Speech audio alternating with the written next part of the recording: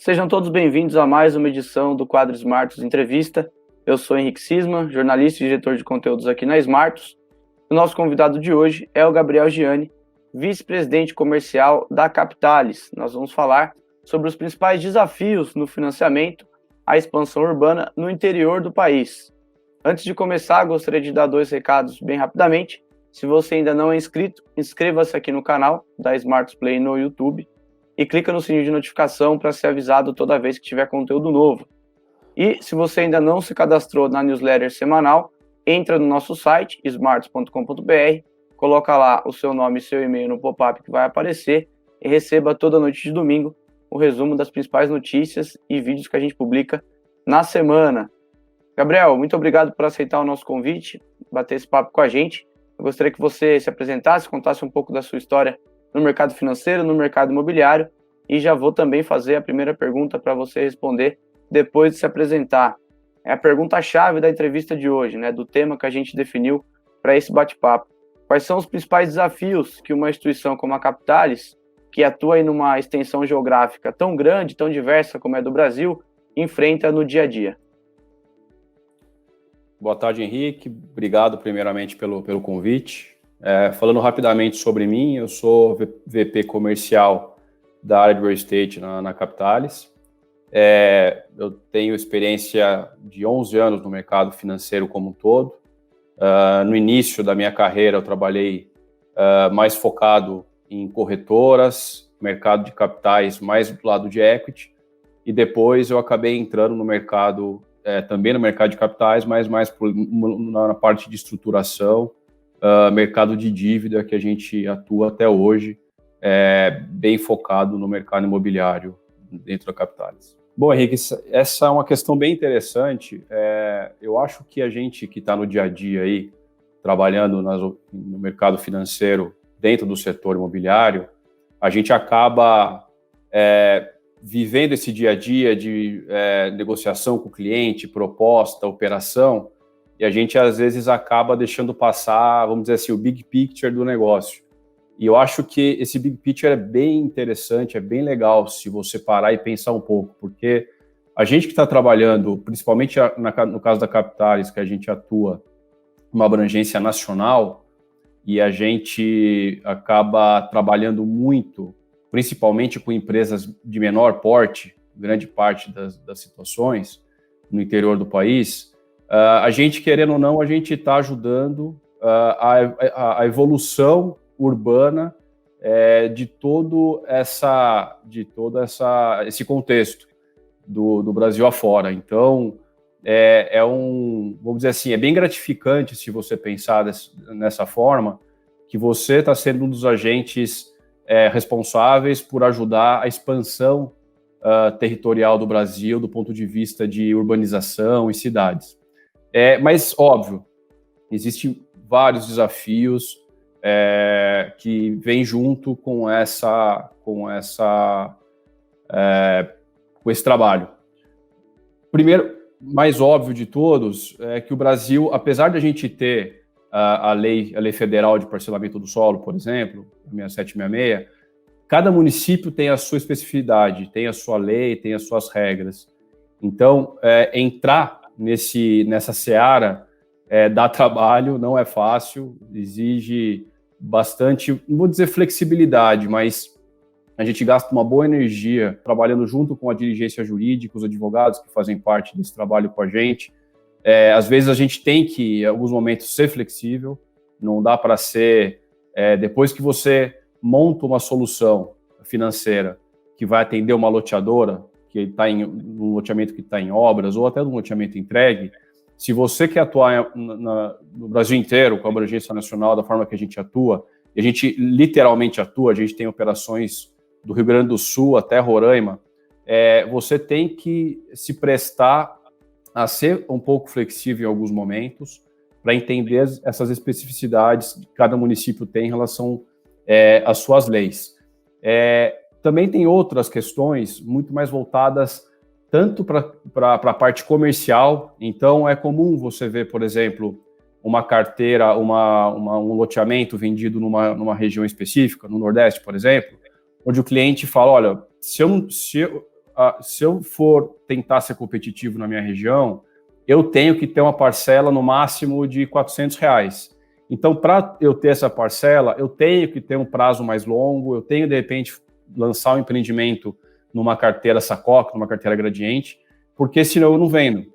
Então, você tem que entender isso, não adianta você tomar como base um padrão, por exemplo, olha, eu estou acostumado com a forma que são vendidos loteamentos de alto padrão no interior de São Paulo. Porque se você for basear nisso para tentar montar o seu molde de operação, para operar no Brasil inteiro, você não vai conseguir fazer praticamente nada. Então, você tem que entender que cada região, cada situação tem suas especificidades.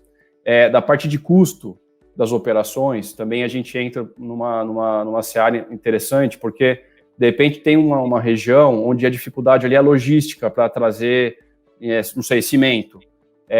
Em outra, não tem nenhum problema de logística, é próxima a fontes de compra de matéria-prima. Mas a mão de obra é uma questão mais escassa, então ele tem que pagar mais caro, ou a mão de obra não é tão boa, e se ele precisar, se ele faz questão de ter essa mão de obra um pouco mais especializada, um pouco mais de qualidade, ele tem que trazer de fora, então acaba acarretando um custo maior. Enfim, são N questões que quem lida com o financiamento de expansão urbana, e eu estou sendo claro, de loteamentos no Brasil inteiro, se depara no dia a dia. Perfeito. Como é que vocês fazem para minimizar o efeito de toda essa extensão, essa diversidade? Você até exemplificou um loteador no Nordeste, por exemplo, às vezes tem que estender um pouco mais o tempo de pagamento para diminuir o valor da parcela. Como é que vocês lidam com esses efeitos e fazem com que as operações sejam viáveis no financiamento à expansão urbana em todo o Brasil? Então, isso também é bem interessante, porque como a gente aqui na Capitalis, a gente atua na desintermediação financeira, então eu trago o mais próximo possível o investidor que investe nos nossos fundos, do tomador desse crédito, que é o incorporador, o loteador, eu tenho que ter regras bem claras dos dois lados. Então, eu tenho que mostrar para o investidor que ele está investindo através dos nossos fundos em operações bem estruturadas, juridicamente bem calçadas, saudáveis do ponto de vista de fluxo de pagamento, etc. E, por outro lado, eu tenho que, vamos dizer assim, assimilar toda essa heterogeneidade de forma que eu não também dificulte a minha originação, a minha relação com esses empreendedores que normalmente não são tão estruturados assim, como empresas de capital aberto, ou que não tem capital aberto, mas que tem um faturamento mais alto, enfim, tem N pessoas dentro da estrutura que são responsáveis por deixar toda essa questão mais padronizada. Então, eu acho que a regra aqui para a gente é ter critérios bem claros de elegibilidade. Isso daí depende se o loteamento, o empreendimento está no sul, está no norte, está no nordeste ou no centro-oeste. O critério de elegibilidade é o mesmo. Vamos dizer assim, a minha peneira é a mesma. Então eu vou olhar se a carteira dele é saudável, se o LTV dele não é um LTV tão alto. Para quem não está tão familiarizado, o LTV é aquele cálculo onde você divide o saldo devedor do sacado pelo ativo dele. Então, quanto maior o LTV, mais ele deve em relação ao ativo. Maior é o risco de você fazer um financiamento, adiantar aquele recebível. Quanto menor, melhor, porque menor é o valor que ele tem a quitar, então é mais provável que ele quite e ele normalmente tem um histórico maior. Então, o nosso trabalho vai muito de deixar esses critérios de elegibilidade os mais claros possíveis para ambos os lados, trabalhar muito forte na qualidade da informação. Então, mesmo a gente pegando situações completamente diferentes, completamente distintas de uma região da outra, quando a gente entra para dentro da estrutura da operação, a diligência que vai ser feita, tanto a diligência financeira quanto a diligência jurídica, vai ser a mesma.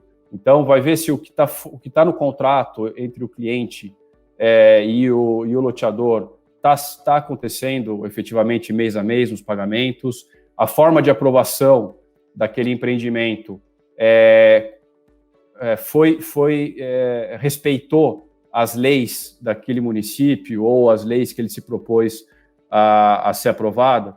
Então, essa padronização, depois que você acha a solução melhor para o cliente, essa padronização na estrutura e no desenvolvimento da operação, depois que os critérios ficaram claros para todos os lados, eu acho que é a chave para você conseguir transformar toda essa variação, essa variação rica que existe no país inteiro, de diferentes situações de loteamentos, de lançamentos de projetos, para dentro de uma solução financeira que atende todos, inclusive quem está financiando do lado do funding. Perfeito. Só para arrematar essa questão, o fato de haver uma padronização não significa necessariamente que não haja flexibilidade nas negociações, certo, Gabriel? Perfeitamente. Eu inclusive, citei isso no começo. Essa flexibilidade, em alguns momentos, é condição sine qua non para a gente entender que a operação vai sair. Às vezes você tem tudo certo, é uma ótima operação, a análise foi muito bem feita, mas tem 2 documentos no município, por exemplo, que não são pedidos, que normalmente em todos os outros são. Então, a gente tem que entender essa característica específica dessa operação, mostrar para o lado do investidor, para o lado do gestor do fundo, que isso não impacta na qualidade do ativo, das garantias que estão sendo colocadas dentro daquela operação, para a operação ser realizada. Então, sim, flexibilidade é um ponto importantíssimo nessa questão. Perfeito. Essa é uma das grandes diferenças da captação via mercado de capitais, né, do que captar no sistema bancário tradicional, que é muito rígido e não tem nenhuma flexibilidade para o tomador. Agora, no fim do dia, Gabriel, esses desafios todos que você elencou acabam se tornando uma vantagem, né, para vocês. Vocês têm um ganho em competitividade por conseguir se adequar a essa diversidade, essa extensão, as particularidades regionais, né? Exatamente. E acho que essa vantagem começa justamente por esse ponto que a gente acabou de falar. Então, eu tenho uma flexibilidade, uma capacidade de me adequar às situações que grandes instituições financeiras... Bom, primeiro, as instituições financeiras, elas nem tão próximas desse setor de expansão urbana, de loteadores e loteamentos. Então, começa por aí. Esse setor está muito mais próximo, por incrível que pareça, do mercado de capitais, que está ainda em fase inicial no Brasil, do que das grandes instituições. O mercado de capitais acabou ocupando um espaço que o mercado dos grandes bancos, das grandes instituições financeiras, nunca ocupou.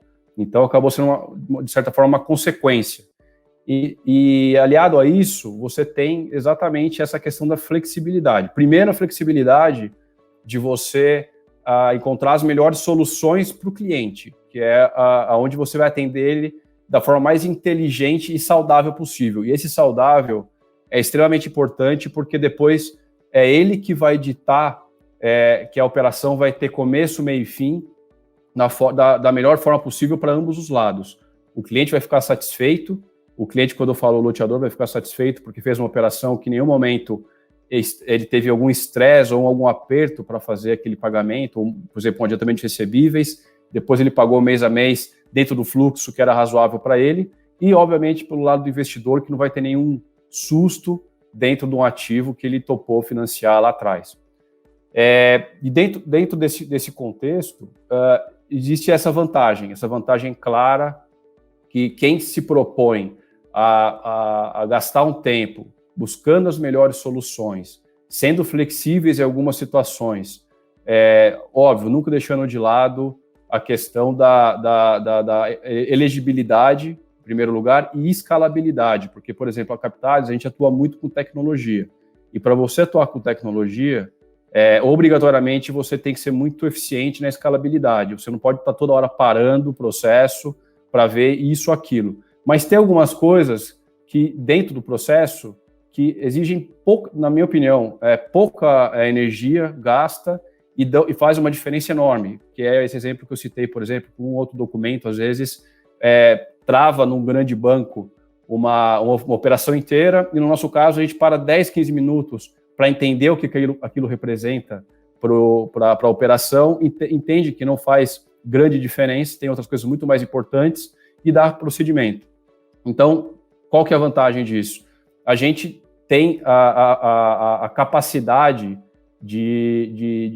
dessa capilaridade nacional, principalmente em relação a clientes médios e pequenos, loteadoras menores, que eles não encontrariam, ou dificilmente encontrariam, junto a instituições de maior porte, que, enfim, como a gente sabe, montam as estruturas de crédito, os veículos de crédito, que atende o tamanho deles, e depois o cliente, o loteador, o incorporador, acaba tendo que ele se adaptar à solução que a instituição financeira tem.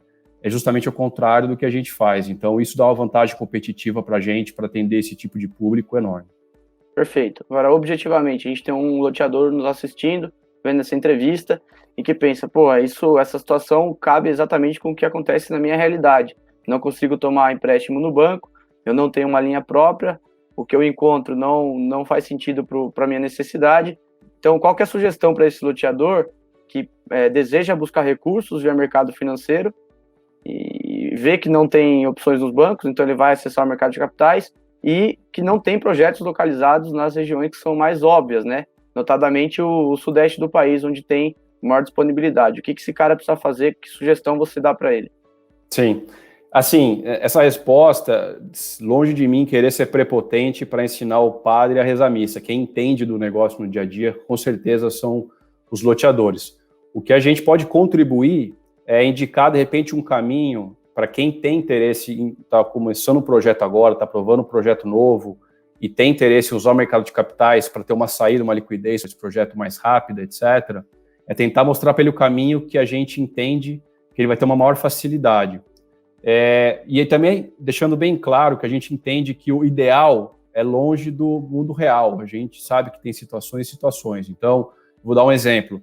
É óbvio que quanto maior a carteira, maior o prazo da carteira que ele financiar o cliente dele, mais difícil depois vai ser ele conseguir adiantar esse fluxo no mercado de capitais. Se ele tem uma carteira de 100 meses, 120 meses, tudo bem, é um horizonte de 8, 10 anos, etc., ele consegue fazer o adiantamento dessa carteira.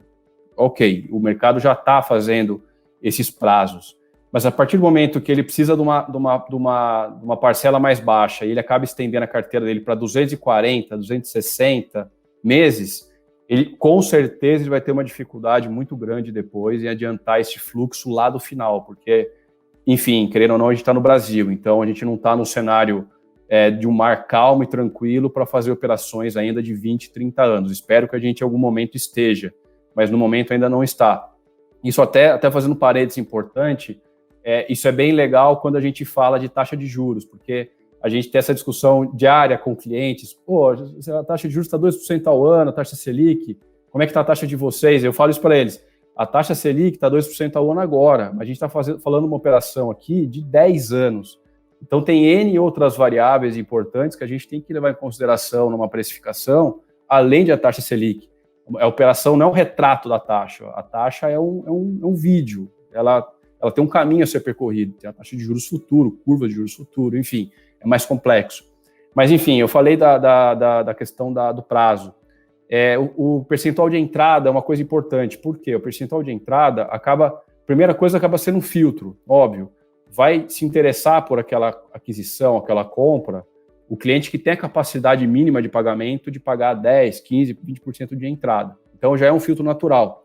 Em segundo, ele ajuda a baixar o LTV que eu falei. Como o LTV é o saldo devedor dividido pelo valor do ativo, quanto mais ele pagou no começo, menor é o saldo devedor depois da carteira dele, obviamente. Então, também é interessante, de repente, colocar alguma coisa no percentual de entrada para já matar esses dois coelhos, fazer como se fosse um filtro inicial da capacidade de pagamento dos clientes, para depois você acaba tendo um sucesso grande de vendas no lançamento, mas nos meses seguintes você acaba tendo que tomar muito lote de volta, você achava que ia contar com fluxo que você acaba não contando, porque esse filtro no início acabou não sendo feito.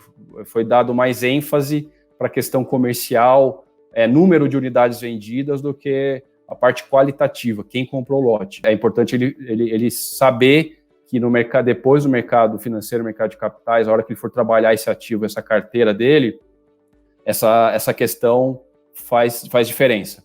E por último, acho que é mais a questão jurídica.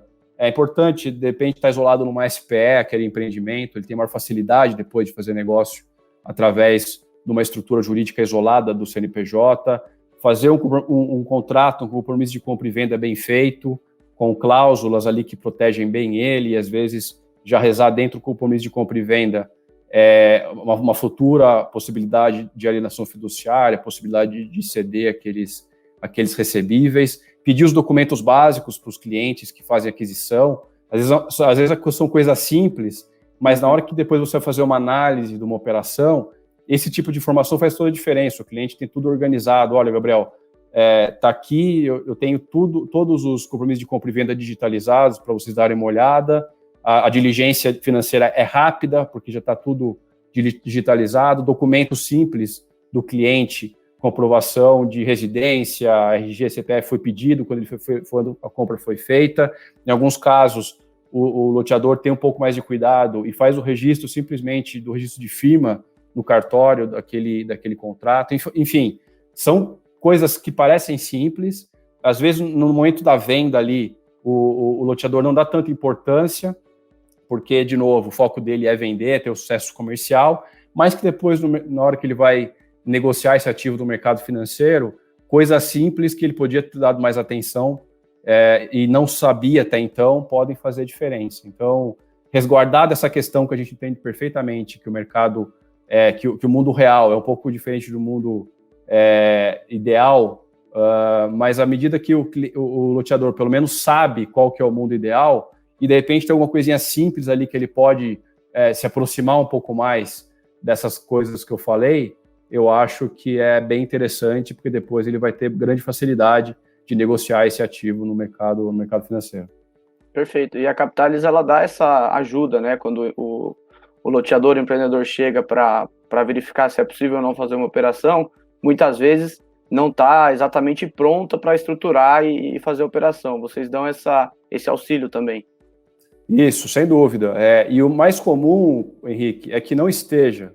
O mais comum é a grande parte das situações, quando o cliente chega para a gente para fazer uma precificação de uma carteira, por exemplo, o normal é que ele não tenha alguns documentos junto com o CCV, ele vendeu numa carteira gradiente porque era a situação comercial da região no momento, não tem problema nenhum, a gente olha tudo, a gente conversa com o cliente, quando passa a precificação, explica a precificação, olha, se tivesse acontecido isso a mais, a gente poderia estar nessa margem, por exemplo, de taxa, mas como está aqui, o risco é um pouco mais alto para a gente, mas, enfim, a gente está disposto a fazer a operação, mas tem essa questão aqui que implica um pouquinho mais de risco nessa operação. E daí o cliente também já vai aprendendo para os próximos empreendimentos. Ele já entendeu o que tirou um pouco de taxa naquela operação, já entende que, de repente, ele só isolado uma SPE, o próximo empreendimento, já dá uma vantagem em relação a custos de cartório para fazer uma alienação fiduciária, para fazer uma cessão de recebíveis para ele muito grande.